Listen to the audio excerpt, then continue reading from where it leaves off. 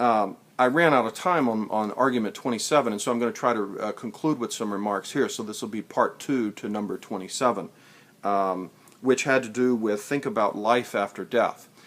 In the prior presentation, I spent a fair amount of time trying to talk about the soul, the human soul, and some reason to think that the human soul is different than other souls. The argument that had been made was that, why if when bacteria or mice or mosquitoes or whatever die, we don't think that they continue to live on? Why do we make an exception for us as human beings? And whenever my time ran out in the last presentation, I was trying to sort of give some sense of the arguments that have been made in the past, especially in the tradition of Aristotle and Aquinas, and then leading up to sort of descendants of these thinkers in modern times, and there are plenty of them out there that I think take very seriously the data that we have available to us.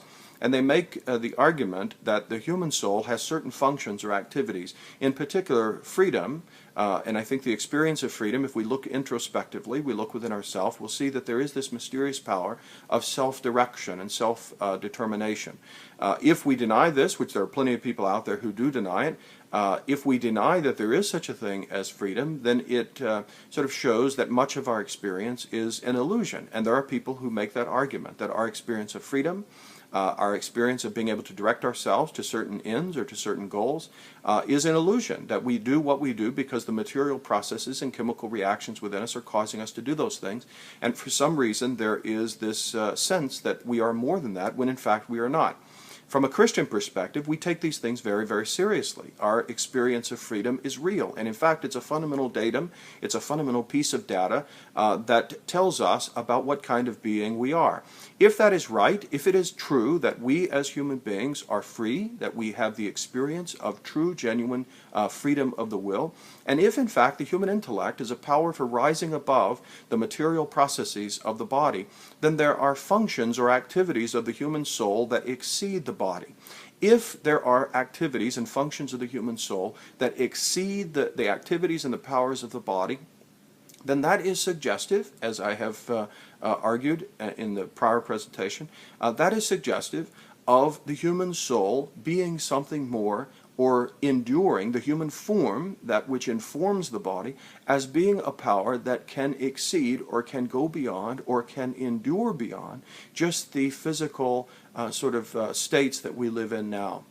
Now, from a Christian standpoint, we would argue that if in fact it is the case that human beings survive the death of the body, and I believe that that is the case, that human beings do, and I think that philosophical arguments can be made for that. I haven't exhausted them. I've only mentioned Aristotle and Aquinas, especially Aquinas, because Aristotle was a bit ambiguous on this point, and people used him for various different conclusions. There's a long tradition of debate about the finer details of this particular argument.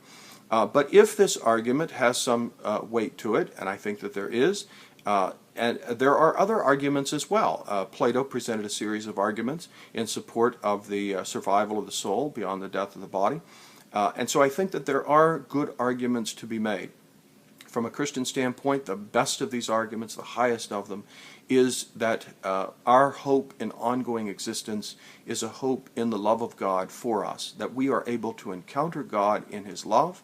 Unlike the bacteria or the mosquito or the rat, we are able to experience God's call to love and relationship, and therefore ultimately my hope and my confidence and my trust is in God's love, that if God loves me, He will sustain me in existence. It is not just the philosophical arguments that I think are the best here. It is that even though the chemical processes of this body, or whatever it takes to sustain the life of this body, even though those things cease, the God who made this universe is able to hold our psychological state in existence. He is able to restore it, He's able to elevate it, and He is able to bring it through to a transition into a new kind of, or a restored type of consciousness and life that is able to experience the love of God and relationship to God and relationship to one another in a way that I don't feel an obligation to have to explain all the finer details of that, because I don't know them, but my confidence is in the love of God. I don't think that there's anything about human experience that argues that this is impossible.